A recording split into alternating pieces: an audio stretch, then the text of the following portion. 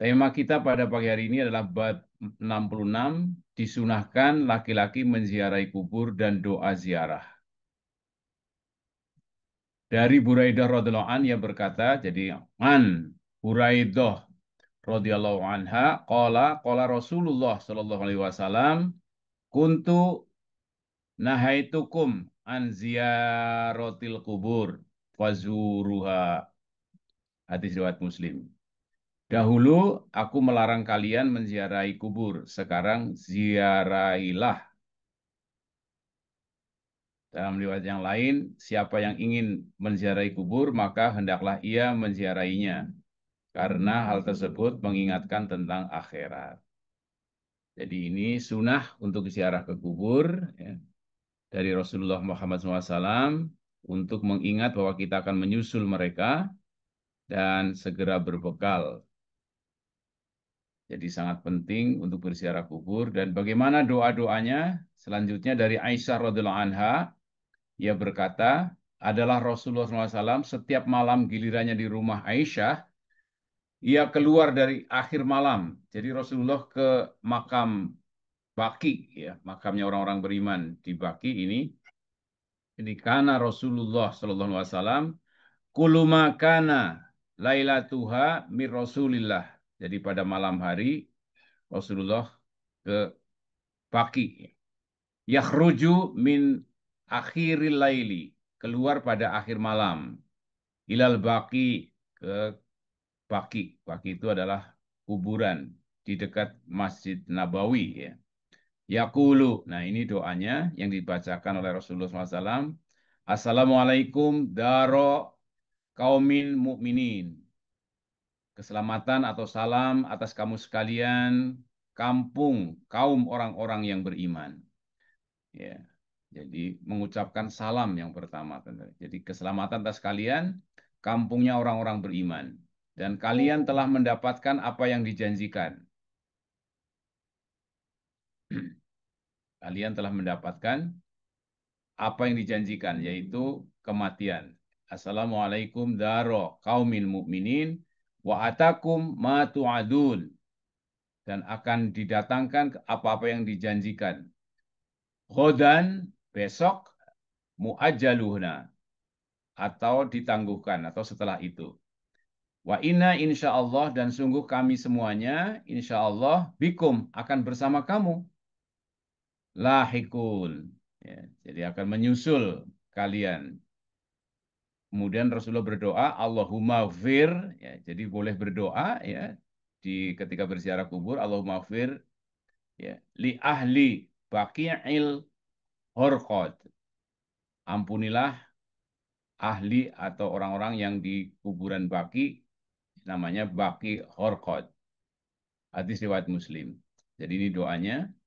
Doanya mengucapkan salam dan mengatakan bahwa kami juga akan bersama kamu. Kamu telah mendahului kami. Kemudian yang terakhir, Allahumma fir li ahli baqi'il horqad. Ampuni penghuni-penghuni kuburan Baki. Jadi kalau kita berkuburan mana, kuburan Bogor, kuburan mana, ya silahkan sampaikan bahwa Assalamualaikum daro kaumi mukminin, apa kebun pedes misalnya. Watakum ma tu'adun. Telah datang kepada kamu sekalian apa yang Allah janjikan, ya. Dan besok atau ketika ajal sudah nyampe, nanti juga akan sampai hari kiamat. Wa inna, dan sungguh kami, insyaallahu bikum. Kami akan bersama kamu sekalian. Ya. Lahikun. Allahumma gfir li ahlil baki al-horqad. Dan ampuni penghuni-penghuni baki atau kuburan tersebut, horqad. Kemudian hadis ke-583 dari Buraidah radhiyallahu anhu, ia berkata, adalah Rasulullah SAW mengajarkan para sahabat bila mereka hendak ke kuburan, maka seharusnya mengucapkan doa. Nah ini doanya. Ya. Assalamualaikum ahlad diyar. Kalau tadi, jadi ahlad diyar boleh, ahlal kubur juga boleh. Keselamatan atas kamu penghuni-penghuni ini dari orang beriman. Ya. Ahlad diyar minal mu'minin wal muslimin. Ya, dari orang-orang yang beriman dan orang-orang Islam. Wa inna insyaallahu bikum. Ini selalu ada tambahannya, sesungguhnya kami sungguh akan bersama kamu sekalian. Allah akan menyusul kalian. Aku meminta kepada Allah keselamatan untuk kami dan kalian. Nah, kemudian as'alullaha lana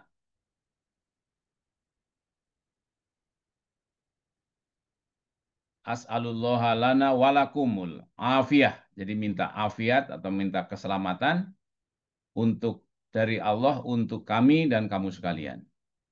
Jadi minta ampun, minta keselamatan ya dalam doa di atas atau di kubur. 584 dari Ibnu Abbas radhiyallahu anhu, ia berkata Rasulullah SAW melewati suatu kuburan di Madinah, lalu beliau menghadap ke kuburan seraya berdoa. Nah ini, jadi menghadap ke kuburan seraya berdoa, keselamatan atas kalian. Jadi assalamualaikum wahai ahli diyar atau ahli kubur, semoga Allah mengampuni kami dan kalian. Kalian telah mendahului kami dan kami akan menyusul. Jadi memang betul ketika kita ziarah kubur adalah mengingat bahwa kita akan mati. Ya, ini. Jadi ya ahlal kubur, yaghfirullahu lana walakum, antum salafuna. Kamu mendahului kami. Wa nahnu bil asar dan kami akan menyusul kamu. Ini. Jadi hadis riwayat Tirmizi. Nah, ini jadi ada 3 hadis ya tentang ziarah kubur dan doa ketika di kuburan, yaitu mengucapkan salam, menyatakan kita akan menyusul, dan yang ketiga mendoakan dan meminta ampun, mendoakan minta keselamatan dan meminta maaf untuk kami dan para ahli kubur. Selanjutnya kita beralih masuk ke bab 67, makruhnya menginginkan kematian. Karena penderitaan dan tidak mengapa jika takut agamanya mendapat cobaan. Jadi ketika kita masih hidup, mari kita manfaatkan sebaik-baiknya dengan amal-amal soleh. Jangan sampai kita ingin segera dimatikan. Karena ini ada hadis-hadisnya, nomor 585. Dari Abu Hurairah radhiallahu anhu, bahwa Rasulullah SAW bersabda, janganlah salah seorang kamu menginginkan kematian karena jika ia adalah orang yang baik, kemungkinan kebaikannya bertambah. Dan jika ia orang jahat, kemungkinan ia bertobat. Muttafaq alaih. Ini jadi kita tidak diperkenankan menginginkan segera dimatikan, tapi mintalah ya Allah berilah kami umur yang panjang dan berilah kami kemampuan untuk beramal soleh. Dalam riwayat Muslim dari Abu Hurairah radhiallahu anhu dari Rasulullah SAW bersabda, janganlah salah seorang di antara kamu menginginkan kematian dan janganlah ia berdoa meminta kematian sebelum datangnya ajal. Sesungguhnya bila ia mati amalnya terputus dan sesungguhnya umur orang beriman tidaklah menambah kecuali kebaikan. Subhanallah. Jadi kalau orang beriman, jangan sampai kita minta disegerakan mati, karena orang yang beriman, menurut Rasulullah SAW, apa senantiasa akan menambah kebaikan. Jadi panjang umur, panjang amalnya, atau banyak amalnya. Oke, saya ulang kembali. Janganlah salah seorang di antara kamu menginginkan kematian, dan janganlah ia berdoa meminta kematian sebelum datangnya ajal. Sesungguhnya bila ia mati, amalnya terputus, dan sesungguhnya umur orang beriman tidaklah menambah kecuali kebaikan. Semoga Allah karuniakan pada kita semuanya keimanan dan panjang umur itu adalah menambah kebaikan bagi orang yang beriman. 586 dari Anas radhiyallahu anhu, ia berkata, Rasulullah Shallallahu Alaihi Wasallam bersabda, janganlah salah seorang di antara kamu menginginkan kematian karena penderitaan yang menimpanya. Jadi walaupun sangat menderita, ya. Jika ia tetap menginginkannya, ucapkanlah doa. Ya Allah, hidupkan aku selagi hidup lebih baik bagiku, dan wafatkan aku bila wafat lebih baik untukku. Muttafaq alaih. Ini. Jadi ini doa ketika kita sakit banget, maka tidak usah meminta dimatikan, tapi ucapkanlah, ya Allah, jika hidupku lebih baik atau memberikan kebaikan bagiku, maka sembuhkanlah, sehatkanlah. Tapi bila kiranya kesembuhanku akan membuat buruk, maka lebih baik engkau wafatkan aku. Ini. Jadi ucapannya, ya Allah hidupkan aku selagi hidup lebih baik bagiku, dan wafatkan aku bila wafat lebih baik untuk. Ini pun hanya boleh diucapkan ketika menderita yang luar biasa. Ya, sakitnya yang sudah sangat sangat parah. Jadi ini yang diajarkan oleh Rasulullah Muhammad SAW kepada kita semuanya. Kalau kita sehat, kita nggak sakit, atau sakitnya masih ringan-ringan saja, jangan meminta segera dimatikan. 587 dari Qais, ia berkata, kami masuk menemui Khobab bin Al-Arad radhiyallahu anhu untuk membesuknya, ya, membesuknya berarti dia lagi sakit. Dan ia telah berobat ya dengan menempelkan besi panas sebanyak 7 kali. Jadi cara pengobatannya seperti itu. Ia berkata, sesungguhnya sahabat kami telah mendahului. Jadi dia berkata bahwa sahabat kami sudah pada meninggal. Mereka telah berlalu, sedangkan pahala mereka tidak dikurangi oleh Pengen dunia. ngajak ke Bang Zik, cuman Jadi yang dibesuk motor gue mengatakan, Gua baca bensin. sekarang. Mana? Ah, sedangkan kami mendapatkan sesuatu yang tempatnya yang pantas adalah tanah, harta, dan kenikmatan dunia. Jadi sementara kami masih hidup, mencari harta yang nanti tempatnya adalah tanah. Dan kalaulah Nabi SAW tidak melarang kami berdoa meminta mati, niscaya aku telah berdoa. Artinya dia sudah sakit dan yang lain, sedangkan beliau tengah membangun dinding. Membangun dinding. Jadi karena tidak boleh berdoa minta mati, maka dia membangun dinding. Ia berkata, sesungguhnya seorang muslim diberi pahala tiap sesuatu yang dia infakkan, kecuali yang belanjakan untuk tanah ini atau dinding. Jadi artinya beliau yang sakit, yang dibesuk tadi, yang mengatakan bahwa temanku sudah pada meninggal, ya, kalaulah aku boleh minta mati sekarang, saya minta mati, tapi karena Rasulullah tidak membolehkan aku meminta mati, maka aku bekerja lagi, dan ketika sedang membangun dinding. Dan ia berkata, sesungguhnya seorang muslim diberi pahala tiap sesuatu yang dia infakkan, kecuali yang ia belanjakan untuk apa? Untuk dunianya.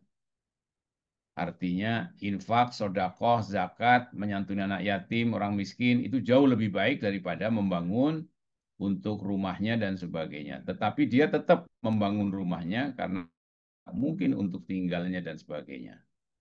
Jadi ini yang diajarkan oleh para sahabat Rasulullah SAW kepada kita semuanya. Kita masuk bab 68 yang terakhir, bersikap warok dan meninggalkan hal yang hukumnya masih samar. Nah, banyak orang ketika tidak jelas hukumnya bagaimana caranya, maka yang pertama disitir oleh Riyadus Shalihin, yaitu surat An-Nur ayat 15, watahsabunahu hayyinan wa huwa indallahi azim.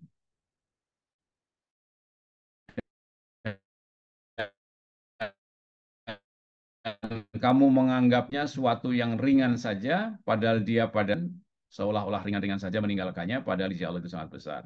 Kemudian juga dalam surat Al-Fajr ayat 14, sesungguhnya Tuhanmu benar-benar mengawasi. Inna robbaka labil mirsad. Artinya ketika kita diawasi oleh Allah, maka hendaklah kita senantiasa berbuat kebaikan.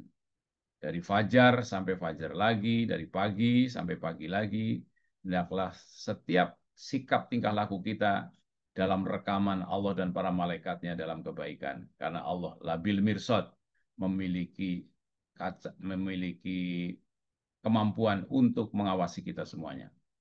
Hadis pertama, 588 dari Nu'man bin Bashir radhiyallahu anhu, ia berkata, aku mendengar Rasulullah SAW bersabda, sesungguhnya sesuatu yang halal telah jelas dan sesuatu yang haram juga telah jelas. Jadi inal halala bayinun, jelas. Haram juga bayinun, jelas. Di antara keduanya ada sesuatu yang hukumnya masih samar. Nah ini. Dan tidak banyak manusia yang tahu, maka siapa yang menjauhi hal yang samar tersebut, niscaya agama dan kehormatannya terpelihara. Jadi kalau ada yang samar-samar, jauhilah saja, tinggalkan saja. Dan siapa yang melakukan hal yang samar, berarti ia telah jatuh dalam sesuatu yang haram. Jadi apa ini artinya? Artinya yang samar-samar kita tinggalkan saja. Jangan dikerjakan. Seperti seorang penggembala. Jadi digambarkan oleh Rasulullah seperti seorang penggembala, ya, orang penggembala yang menggembalakan di sekitar padang yang dilarang, yang menyebabkan gembalanya hampir memakan rumput padang tersebut, rumput yang dilarang. Ketahuilah bahwa setiap raja mempunyai tanah larangan, dan larangan Allah adalah hal-hal yang telah diharamkannya. Jadi Allah itu kan Rabbul Alamin, Maliki Yaumiddin, ya, Malikinas, ya, Ilahinas, Robbinas. Ya. Artinya Allah itu ya pencipta dan sekaligus pemelihara manusia, rajanya manusia berarti yang punya hukum, dan Ilahinas artinya yang harus disembah, sujud dan ruku, kita sholat dan berdoa kepada Allah. Menyebabkan kepalanya. Jadi setiap raja mempunyai tanah larangan, dan larangan Allah adalah hal-hal yang telah diharamkannya. Ketahuilah, dalam tubuh ada segumpal daging. Bila ia baik, seluruh anggota tubuh menjadi baik, dan bila ia rusak, seluruh tubuh menjadi rusak. Ketahuilah, ia adalah hati. Nah ini, jadi ini di dalam tubuh, ya. Wa inna fil jasadi, dalam jasad kita ada mudghatan, ada segumpal daging. Ya. Ida solahat, apabila dia soleh baik, maka solahat jasadu kulluhu, semua tubuhnya akan jadi baik. Wa ida fasadat, tapi bila buruk atau rusak, ya, fasadal jasadu kulluhu, semua jasadnya menjadi buruk.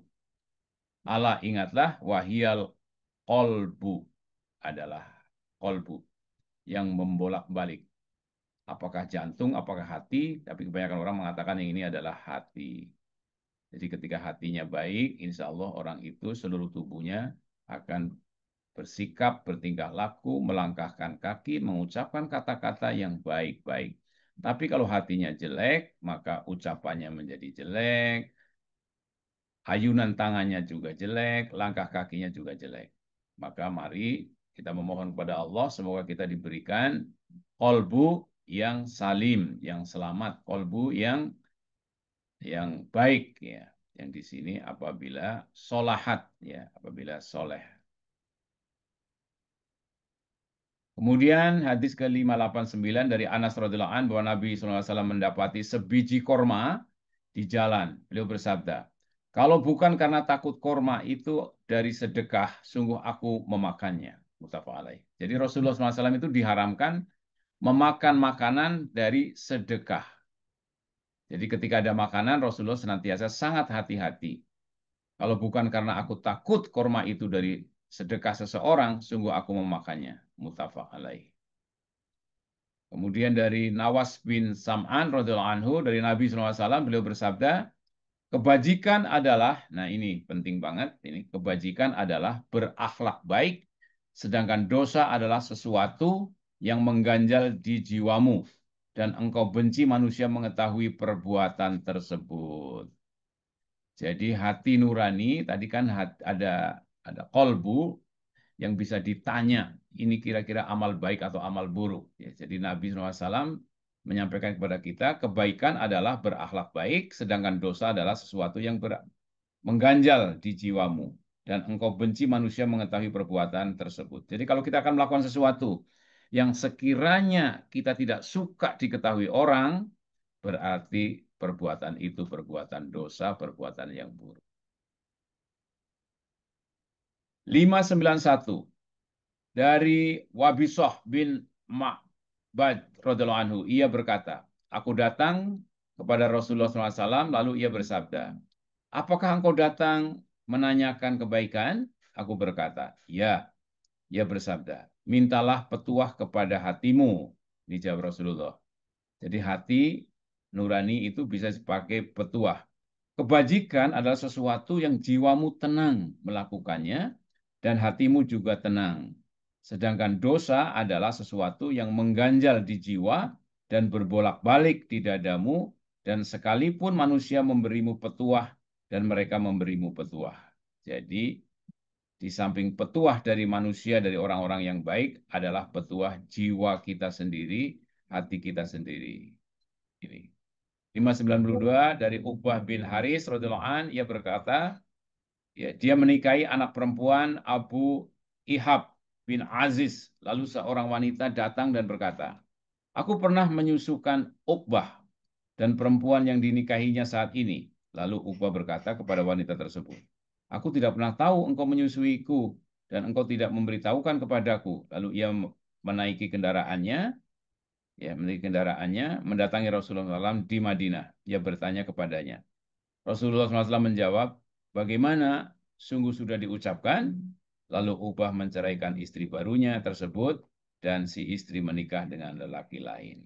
Jadi saudara sepersusuan sudah ada hukumnya dari Allah dan ini dijelaskan oleh Rasulullah SAW, tidak boleh dinikahkan atau tidak boleh kita menikahi saudara sepersusuan. Makanya kita harus hati-hati ketika kita memberikan air susu kepada bayi yang kita gendong. Walaupun ada batasannya misalnya minimal 3 hari atau minimal 5 hari, para ulama seperti itu. Tapi yang utama yang harus kita pahami adalah yang sekarang ini ada namanya bank ASI. Nah, bank ASI itu ketika orang sedang menyusui, punya produk susu yang banyak, kemudian dikumpulkan, kemudian dijual atau diperbantukan kepada ibu-ibu yang hamil yang lain. Nah, ini tidak diperbolehkan. Jadi waspada, karena di negara-negara maju ada bank ASI, air susu ibu, untuk menolong wanita-wanita lain yang tidak bisa menyusui atau tidak punya produksi susunya diberikan ke sana. Jadi hati-hati karena di sini ada larangan menikahi saudara sepersusuan. Dan bahkan sampai diceraikan istrinya. Dari Hasan bin Ali radhiyallahu anhu, ia berkata di antara sabda Rasulullah SAW, yang kuhafal adalah tinggalkan hal-hal yang meragukanmu, menuju hal-hal yang tidak meragukanmu. Jadi ini memperkuat hadis yang tadi awal, bahwa kita tidak boleh melakukan hal-hal yang tidak jelas hukumnya. Bahkan kalau kita tidak jelas, maka akan jatuh kepada yang haram. Sahih. Kemudian dari Aisyah radhiyallahu anha, ia berkata Abu Bakar Siddiq mempunyai seorang budak, nih bagaimana kehati-hatiannya, yang setiap hari memberikan upah kepadanya. Jadi Abu Bakar Siddiq membayar pegawainya dari seorang budak. Adalah Abu Bakar makan dari upah tersebut. Suatu hari si budak datang membawa sesuatu, lalu Abu Bakar memakannya. Si budak berkata, tahukah engkau apa ini? Abu Bakar berkata, apa ini? Kemudian budak tadi berkata, dahulu di masa jahiliyah aku membuat tenung. Tenung itu jampi-jampi atau mengobati dengan cara perdukunan ya. Untuk seseorang, padahal sebetulnya aku tidak bisa bertenung atau berdukun. Aku hanya membohonginya. Lalu orang tersebut bertemu denganku tadi. Berarti sekarang dia ketemu lagi dengan orang yang pernah diobati dengan jampi-jampi. Dan memberiku sebagai upah tenungan sesuatu yang engkau makan tadi. Ya, dikisahkan itu adalah memberikan tepung gandum ya. Lalu Abu Bakar memasukkannya tangannya ke mulut sehingga ia memuntahkan seluruh isi perutnya. Jadi Abu Bakar Siddiq radhiyallahu an sangat-sangat hati-hati di dalam memakan makanan, bahkan pernah memuntahkan makanan yang diberi oleh pegawainya atau oleh budaknya atau oleh pembantunya, yang pembantunya dahulu waktu zaman jahiliyah pernah mengobati seseorang dengan perdukunan, dan orang yang diobati tadi ketemu lagi dia memberikan sesuatu. Dan sesuatu itu dibuat kuehnya dimakan oleh Abu Bakar Siddiq dan dimuntahkan kembali setelah tahu ceritanya tersebut. Demikian, jadi sangat hati-hati. Ya. Kata al-kharaj berarti harta yang diperoleh oleh seorang budak, lalu sebagian dari harta tersebut diserahkannya kepada tuannya, dan sebagiannya lagi menjadi miliknya dengan kesepakatan sebelumnya. Ini menafsirkan hadis ini terkait dengan apa boleh seorang budak yang bekerja atau punya uang, kemudian kita ikut memakannya, boleh asal ada kesepakatan. Tetapi yang dimaksud dimuntahkan di sini bukan sekedar karena kesepakatan dia membolehkan, tetapi dia adalah upah dari seorang yang pernah diobati dengan ilmu perdukunan ketika zaman jahiliyah. 595 dari Nafi bahwa Umar bin Khattab radhiyallahu anhu memberi jatah dari Baitul Mal sebanyak 4.000 dirham. Jadi untuk orang-orang kaum muhajirin yang pertama diberi 4.000 dirham. Sedangkan ia memberikan jatah untuk anaknya hanya 3.500 dirham. Lalu ada yang berkata, dia juga termasuk muhajirin, kenapa engkau kurangi? Nah ini. Umar bin Khattab berkata, ia hanya hijrah mengikuti bapaknya. Ia tidak sama seperti orang yang hijrah sendiri. Subhanallah. Jadi ketika kita membelanjakan uang dari Baitul Mal, dari kas masjid, jangan sampai diutamakan keluarga kita. Bahkan di sini Umar bin Khattab, keluarganya sendiri, walaupun bersama-sama, diberinya lebih kecil dari jatah orang-orang yang berhak menerimanya. Yang terakhir, 596 dari Atiyah bin Urwah radhiyallahu anha, ia berkata Rasulullah SAW bersabda, seorang hamba tidak akan mencapai derajat orang yang bertakwa hingga ia meninggalkan sesuatu yang hukum asalnya boleh karena takut akan membawanya kepada hal yang tidak dibolehkan. Hadis riwayat Tirmidzi, ia berkata derajat hadis ini hasan, tapi ada catatan juga bahwa ini doif. Jadi artinya apa? Ketika Allah membolehkan makanan yang halal, silahkan makan. Tetapi kalau kita mau menginfakkan, kita nggak membeli makanan yang dibolehkan demi untuk beramal soleh, maka itu lebih baik. Semoga bisa difahami hadis ini. Jadi seorang hamba tidak akan mencapai derajat orang yang bertakwa hingga ia meninggalkan sesuatu yang hukum asalnya boleh. Kita mampu beli apa nih? Mobil Mercedes. Wah, tetapi tidak beli mobil Mercedes, belinya mobil Kijang saja. Ya, karena apa? Khawatir uangnya habis hanya untuk berfoya-foya dengan mobil mewah, padahal hanya dengan Kijang saja sudah cukup. Sehingga infak dan sodakohnya, amal jariahnya, wakafnya lebih baik dan lebih banyak. Begitu. Jadi hadis ini tidak berarti kita harus meninggalkan yang dibolehkan, ya. Kemudian kita mengharamkan yang dibolehkan. Yang dibolehkan juga silahkan, tetapi akan lebih baik bila kita tidak bermewah-mewah dan kita menggunakan yang sesuai dengan kebutuhan atau keperluan kita. Demikian kajian hadis Riyadhus Shalihin pagi hari ini. Mungkin ada tambahan atau pertanyaan dari hadirin hadirat rahimakumullah semuanya. Dan insya Allah pekan depan kita akan sampai ke bab 69. Disunahkan mengasingkan diri di saat keadaan rusak, takut agamanya mendapat cobaan, dan takut melakukan hal yang haram atau hal yang hukumnya masih samar. Wassalamualaikum warahmatullahi wabarakatuh. Waalaikumsalam warahmatullahi wabarakatuh. Baik, terima kasih kepada Ustadz Hasim untuk penyampaian materinya. Insya Allah kita lanjut ya ke acara selanjutnya yaitu sesi tanya jawab. Insya Allah dari para hadirin juga udah beberapa banyak yang menyampaikan pertanyaan tadi ya di kolom chat. Mungkin kalau misalkan daripada hadirin ingin masih ingin bertanya bisa raise hand atau langsung saja di eh, ketik di kolom komentar.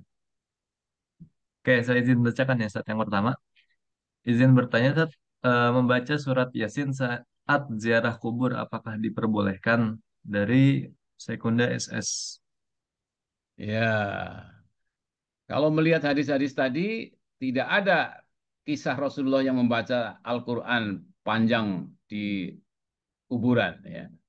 Jadi yang dibolehkan adalah tadi mengucapkan salam, ya, kemudian mendoakan, ya, kemudian menyatakan kami akan menyusul, kemudian berdoa dan meminta ampun.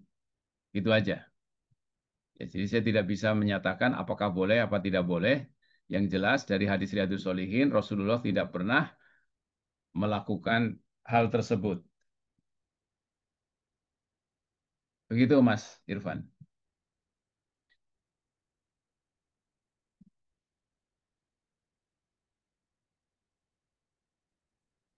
Silakan. Mas Irfan suaranya masih di mute, nggak kedengaran. Apa apa Zat? Iya, iya. Iya, syukuran Zat.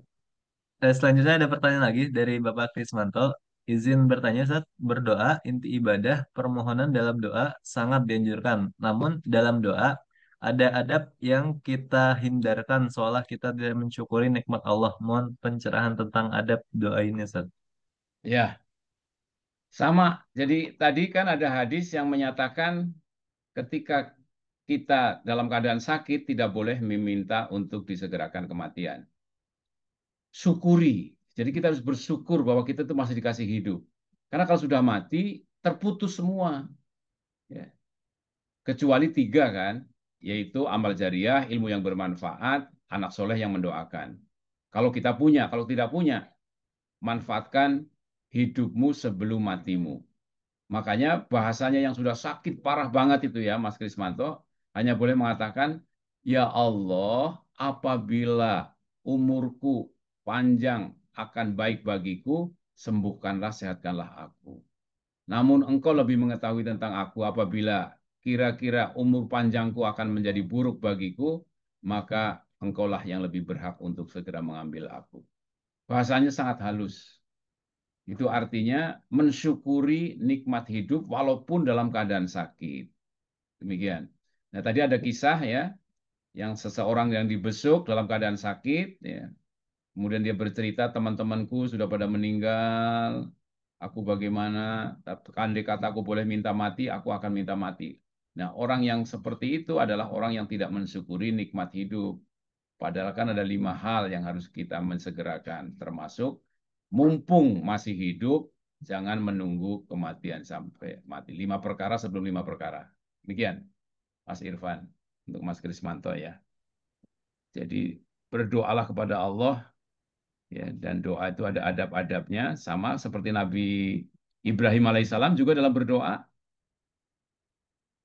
apabila engkau mereka mengikuti aku, mereka golonganku. Tapi apabila mereka tidak mengikuti aku, tidak mengatakan bahwa mereka kafir dan ahli neraka, bukan kayak begitu.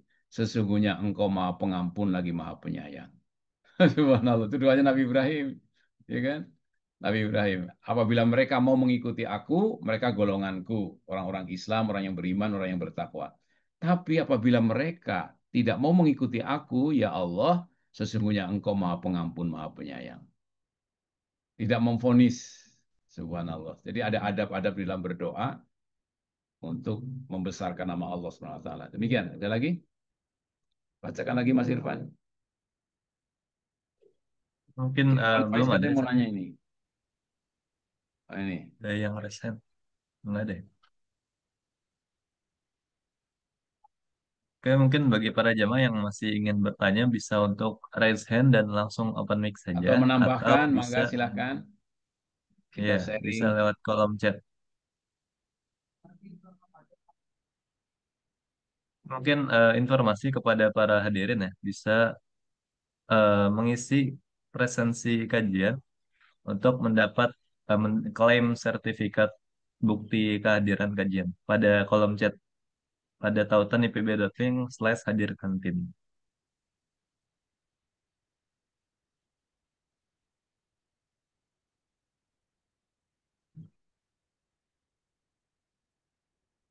Silahkan. Tentang ziarah kubur.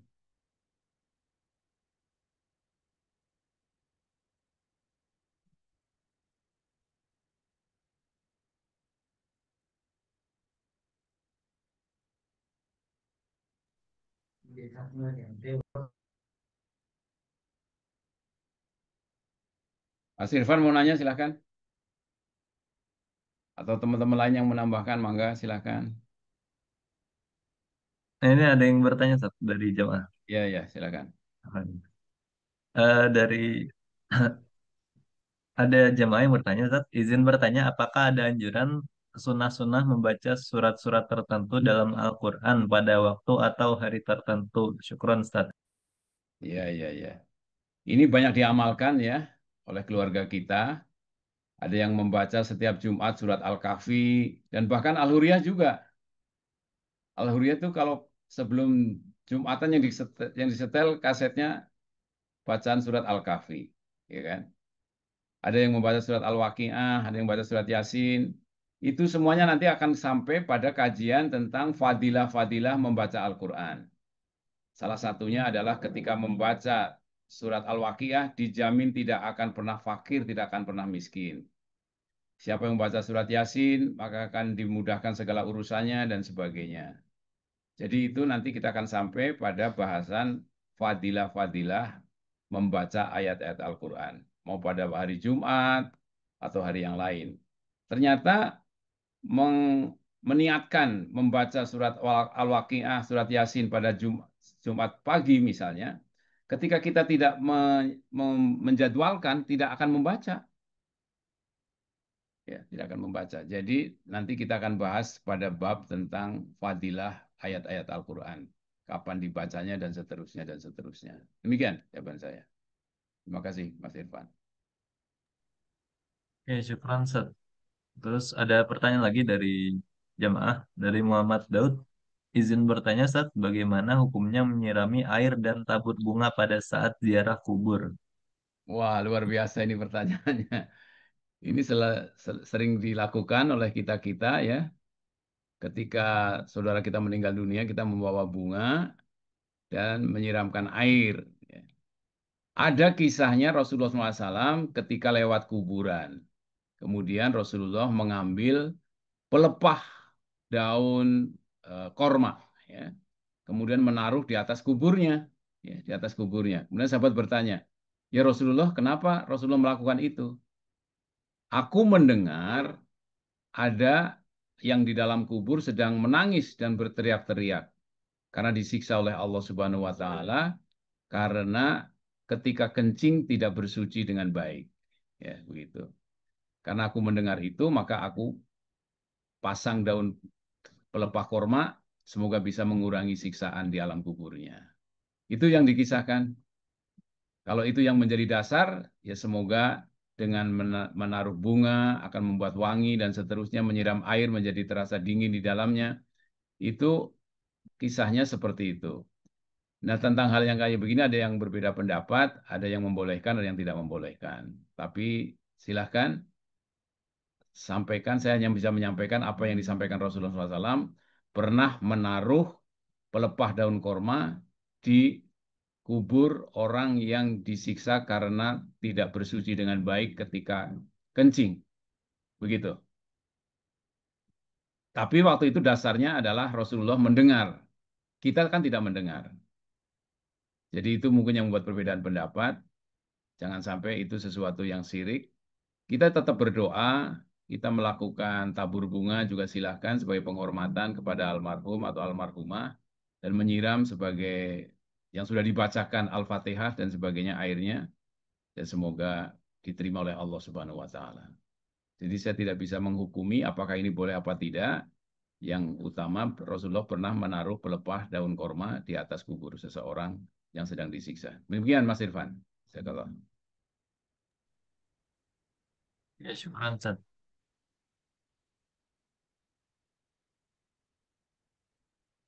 Walau alam biswab. Kayaknya masih ada eh, Ada lagi? waktu sampai, ya mungkin satu pertanyaan lagi. Kalau misalkan dari jamaah yang ingin bertanya, boleh bisa raise hand atau silakan langsung tanya di kolom komentar. Kalau nggak ada pertanyaan lagi, bisa lanjut ke acara selanjutnya.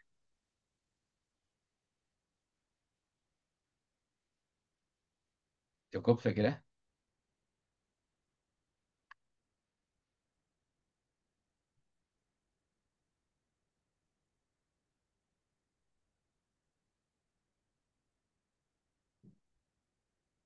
Cukup Mas Irfan? Nggak ada lagi. Ustaz? Nggak ada lagi. Ya mungkin nggak ada lagi, Ustaz. Oke. Mungkin kalau nggak ada lagi, bisa lanjut ke acara selanjutnya, yaitu pembacaan doa eh, dari Ustadz.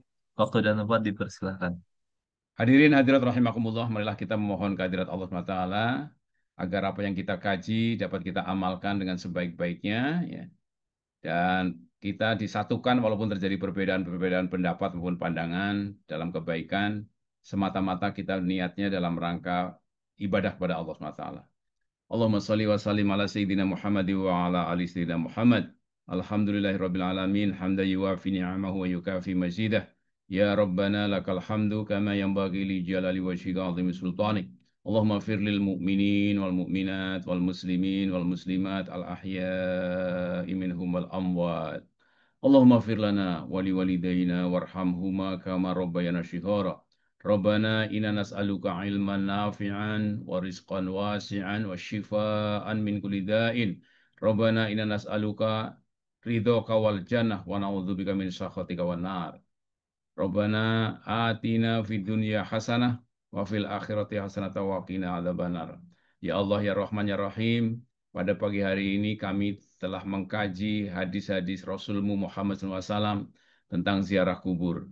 Ya Allah, berilah keselamatan saudara-saudara kami yang sudah di alam kubur. Ampunilah mereka, berilah keselamatan. Assalamualaikum ya ahlil kubur. Allahumma firlahum warhamhum wa'afihim wa'fu anhum. Ya Allah, muliakanlah mereka di alam kubur, berilah kenikmatan kubur. Sesungguhnya mereka mendengar ketika kami melewati kuburnya dan mengucapkan yang diteladankan Rasulullah Muhammad SAW. Rabbana atina fid dunya hasanah wa fil akhirati hasanah wa qina adzabannar. Rabbana taqabbal minna innaka antas samiul alim wa tub alaina innaka antat tawwabur rahim. Subhana rabbika rabbil izzati amma yasifun. Wassalamu alal mursalin walhamdulillahi rabbil alamin. Wassalamualaikum warahmatullahi wabarakatuh.